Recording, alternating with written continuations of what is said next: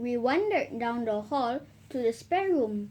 Mom called it the guest room, but nobody ever stays in it because all our relatives live nearby.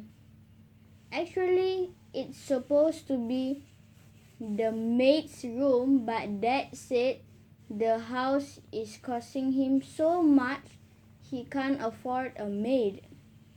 I'm not supposed to tell anybody that. It's a secret. But that's why he and Mom clean the house together every Sunday. After Herman checked the spare room and downstairs bathroom, we went into the kitchen and the utility room and then stepped out into the small courtyard behind the house. The sunlight played on Mom's beautiful orchids arranged in pots on wooden shelves that lined the brick walls. But the ghost meter just kept humming. No ghosts, I asked Herman. He shook his head. No ghosts. I led everyone back down the hall, through the living room and up the stairs to the next floor. Mom poked her head round the bedroom door. I thought I heard voices, she said curiously. I introduced her to the boys and told her about Herman's ghost meter. Well, Mom gave us one of her smiles that said we were nuts. I hope you can find my pearl necklace. Your father is taking me out too, and I want to wear it. Herman stood at her bedroom door, but there were no ghostly vibration coming from inside. Next, we moved down the passage, checking my dad's study and the upstairs bathroom. Then we walked out onto the roof garden. It was quite hot up there, even though there's a wooden thing that vines growing on it. Mom calls it a pergola. Herman stood under the arch, wiping away sweat and brushing trailing plants from his head.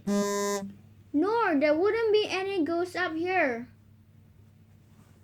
he announced. It's too hot for them. Anyhow, ghosts like cool, dark places like graves and tombs, I shrugged. Well, that's it. We have checked the whole house. We don't have any cool, dark places.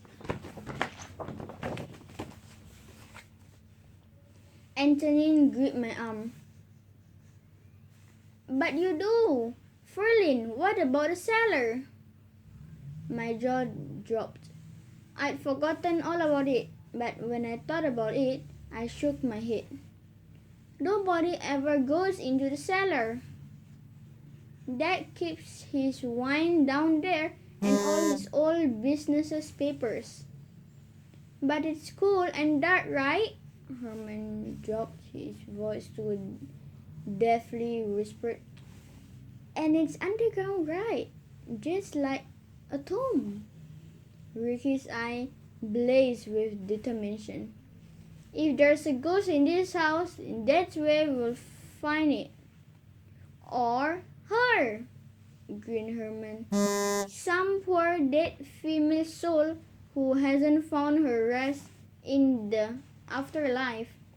Antonin shrugged his laughter. What rubbish! Why would a poor dead female soul find rest in his Ferlin cellar? She stopped him. I've never heard of anything so stupid in my life, but the boys insist on seeing the cellar. And that was the biggest mistake of their lives, and now